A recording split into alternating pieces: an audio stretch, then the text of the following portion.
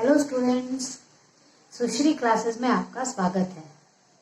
आप रोज सुश्री क्लासेस की वीडियो देख रहे हैं ना। आज हम देखते हैं नया वीडियो क्लास 11th के बिजनेस स्टडीज का सेकंड चैप्टर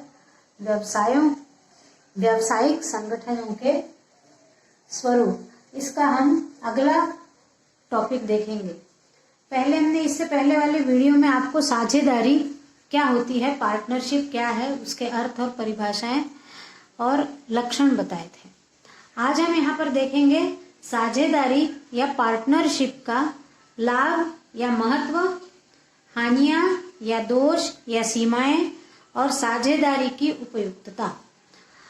अब हम पहले देखते हैं, सबसे पहले लाभ या महत्व। साझेदारी का लाभ या महत्व या एडवांटेजेस, मेरिट्स एंड इम्पोर्टेंस, ये देखते हैं। इसका पहला बिंदु है सरल स्थापना।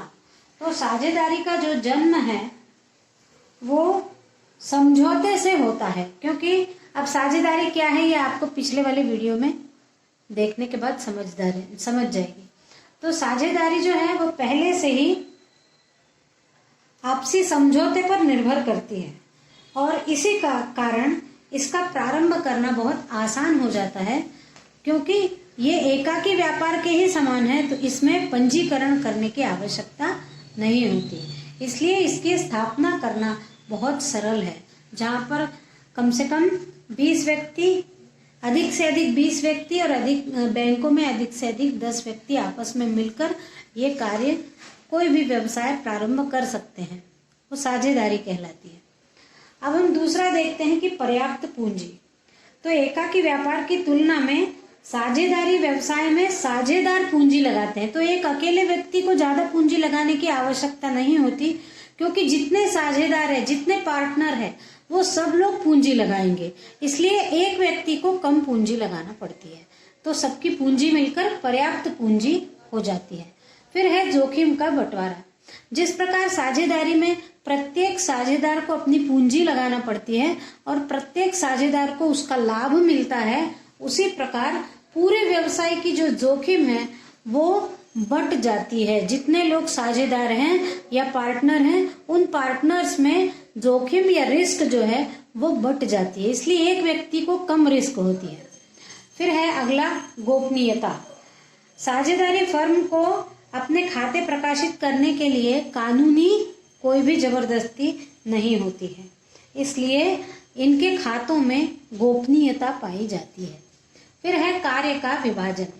अब जैसे हमने साझेदार जब पढ़ा था तब देखा था कि किसी में व्यापार करने की योग्यता है, किसी के पास पूंजी है, किसी के पास कौशल है, कोई ज्यादा अच्छा अकाउंट्स देख सकता है, कोई ज्यादा मेहनत कर सकता है। ये सारे जब मिल जाते हैं एक साथ, तो उन सब के बीच में कार्य का विभाजन हो जाता है।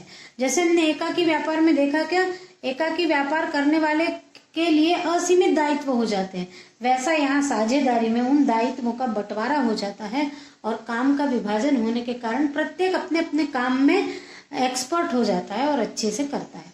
फिर है व्यवसाय में परिवर्तन। साझेदारी में व्यवसाय में भी परिवर्तन किया जा सकता है, क्योंकि पंजीयन करने की जरूरत नहीं है, पंजीकरण। और जो लोग आपस में मिलकर व्यवसाय कर रहे हैं, यदि उनका कुछ समय बाद ऐसा तय होता है कि नहीं, हम कोई दूसरा व्यवसाय करेंगे जिससे हमें ज्यादा लाभ प्राप्त हो, तो वो व्यवसाय में परिवर्तन बहुत आराम से कर सकते हैं। फिर व्यक्तिगत संपर्क। अब साझेदारी परिवार में कई लोग साझेदार हैं, तो कई लोग साझेदार होने के कारण प्रत्येक के अपने व्यक्तिगत संपर्क भी है, तो उन संपर्क के माध्यम से जो भी उपभोक्ता है, उनकी जो समस्याएं हैं, उनको हल करना आसान हो जाता है। फिर है कम आयकर। जिस प्रकार एकाकी परिवार को कम आयकर देना पड़ता है, उसी प्रकार साझेदारी में भी जितने लोग उस व्यवसाय में शामिल है, वो प्रत्येक अपना अपना आयकर देता है, इसीलिए पूरे उद्योग के लिए कम आयकर देने की आवश्यकता होती है। अब हमने देख लिया लाभ या महत्व। अब हम देखते हैं साझेदारी से हानियां, दोष या सीमाएं। तो डिसएडवांटेजेस, डिमेरिट्स एंड लिमिटेशंस, ये देखेंगे हम। तो पहला है सीमित साधन। सीमित साधन यानी जितने भी साझेदार हैं उन साझेदारों की पूंजी भी इकट्ठा कर ली जाए, फिर भी एक बड़े फर्म के पास जितने संसाधन हो सकते हैं उतने साझेदारी करने वाले फर्म के पास नहीं होंगे। उसके पास एकाकी व्यापार वाले से ज्यादा होंगे, लेकिन कंपनी वाले व्यापार से कम होंगे साधन। तो सीमित साधन होने के कारण इनको लाभ भी सीमित होता है और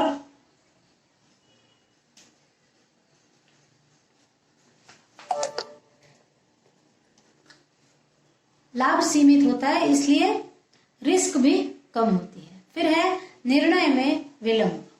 अब जब साझेदारी में मान लीजिए 10 साझेदार हैं, तो किसी भी बात का व्यवसाय के दृष्टि से निर्णय लेना हो तो किसी भी बात का निर्णय लेने के लिए सबकी अनुमति होना आवश्यक है। जब सबकी अनुमति होगी तभी वो निर्णय ले पाएंगे, इसलिए कभी कभी निर्णय लेने में देर हो जाती है और फर्म का थोड़ा इस बात से नुकसान भी हो सकता है। फिर आपसी मतभेद। अब जब एक अकेला व्यक्ति करता है तो अपने हिसाब से निर्णय लेके अपने हिसाब से कार्य करता है, लेकिन यहाँ पर यदि अधिकतम 20 लोग हैं या अधिकतम 10 लोग हैं तो आपसी मतभेद भी होते हैं। कोई कुछ करना चाहता है और कोई कुछ करना चाहता है, इसलिए मतभेद भी हो जाते हैं कई बार। फिर फर्म आगे भी नहीं चल पाती आपसी मतभेद के कारण। फिर मितव्ययता की कमी। अब ये फर्म जो होती है साझेदारी फर्म, ये व्यवसाय को लगने वाले सारे खर्च फर्म के द्वारा किए जाते हैं, इसलिए कभी कभी प्रत्येक व्यक्ति मितव्ययता से कार्य नहीं कर पाता। उसको पता है कि ये तो फर्म को देना है, कौन मेरे को देना है, इसलिए कभी कहीं कहीं अधिक खर्च हो जाता है। फिर है हित हस्तांतरण में कठिनाई। अब 8-10 लोग एक साथ हैं, इसलिए हित का हस्तांतरण नहीं किया जा सकता, करना भी हो तो कठिनाई हो जाती है। फिर निरंतरता में कमी। किसी भी साझेदार की यदि मृत्यु हो जाती है तो इसमें, या फिर कोई पागल हो जाए, दिवालिया हो जाए, तो साझेदारी समाप्त हो जाती है और इस कारण ये निरंतर आगे नहीं चल पाती। फिर साख की सीमितता। साख कम होती है, साझेदारी फर्म की साख ज्यादा नहीं होती है, इसलिए यदि उसको बैंकों से या कहीं आर्थिक संस्थानों से ऋण लेने की आवश्यकता होती है तो उसकी साख कम होने के कारण उसमें दिक्कत आती है। फिर कार्य के प्रति अरुचि। साझेदारों के आपस में लाभ का बंटवारा हो जाता है, इस कारण से उनका कार्य के प्रति रुचि या लगाव कम हो जाता है। चलिए हम आगे देखते हैं। अभी हमने देखा साझेदारी की हानियां, दोष और सीमाएं। अब हम देखते हैं कि साझेदारी की उपयुक्तता या सुटेबिलिटी ऑफ पार्टनरशिप। तो कौन कर सकते हैं साझेदारी? तो बहुत सी हानियां तो हैं, लेकिन इन हानियों के बावजूद भी साझेदारी फर्म हर कहीं पूरे भारत में चलती रहती है। इसमें जहां पर व्यवसाय का आकार छोटा होगा, व्यवसाय लघु और मध्यम पैमाने पर हो, वहां पर साझेदारी करना उपयुक्त होता है। बहुत बड़े व्यवसाय में, बहुत बड़े उद्योगों में साझेदारी करना उचित नहीं है। तो कहाँ उपयुक्त है साझेदारी करना? व्यवसाय जहां लघु या मध्यम पैमाने के हो वहां साझेदारी की जानी चाहिए।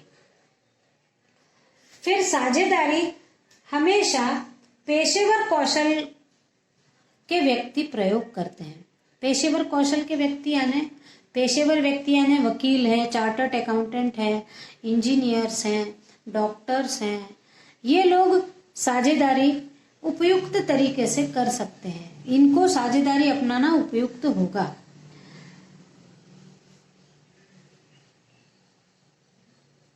क्योंकि यदि डॉक्टर है, आजकल बहुत बड़े बड़े हॉस्पिटल्स का जमाना है और बहुत बड़े बड़े हॉस्पिटल में किसी एक व्यक्ति की साझेदारी नहीं होती, एक व्यक्ति नहीं करता है। वो अपने अस्पताल में हर प्रकार के पेशेंट को देखा जाने की व्यवस्था करता है, यानी वो ऐसे सारे डॉक्टरों को नियुक्त करता है जो अलग अलग एक्सपर्ट हो, अलग अलग चीज का इलाज करने में, अलग अलग बीमारियों के इलाज करने में एक्सपर्ट हो। ऐसे डॉक्टरों को के साझेदारी में अपना व्यापार शुरू करता है। चार्टर्ड अकाउंट भी अपनी फर्म बनाते हैं, चार्टर्ड अकाउंट साझेदारी में भी अपनी फर्म बनाते हैं। फिर वकील भी साझेदारी में अपना ऑफिस खोलते हैं। तो ये जो पेशेवर व्यक्ति है उनके लिए साझेदारी उपयुक्त है। अब हम देखते हैं दूसरा पॉइंट, जहां ग्राहकों से निजी संपर्क आवश्यक हो वहां साझेदारी का व्यापार करना उपयुक्त होगा। यानी ग्राहकों से हम खुद मिल पाए अच्छी से, वहां पर ग्राहकों की समस्याओं को सुनकर उनका निदान कर हो सकता है, इसलिए वहां साझेदारी करना उपयुक्त होगा। फिर पेशेवरों के लिए उपयुक्त, यानी डॉक्टर, वकील, शिक्षक, चार्टर्ड अकाउंटेंट, प्रॉपर्टी डीलर, ये लोग सब क्या करते हैं कि अपने एक साथ मिलकर अपनी फर्म खोलकर व्यापार कर सकते हैं। फिर जिनके पास पूंजी और जिनके पास तकनीक है उनके मध्य साझेदारी उपयुक्त होगी। यानी जिनके पास पूंजी है लेकिन उनके पास तकनीकी ज्ञान नहीं है तो वहां पर साझेदारी करना थोड़ा मुश्किल हो जाएगा। लेकिन यदि ये दोनों मिलकर कर लेते हैं, एक के पास पूंजी है और एक के पास तकनीक है, तो दोनों मिलकर साझेदारी कर लेना ही ज्यादा उपयुक्त होगा। तो आज हमने पढ़ा साझेदारी के लाभ, महत्व, हानियां या दोष या सीमाएं और साझेदारी की उपयुक्तता। आज के वीडियो में इतना ही। Thank you.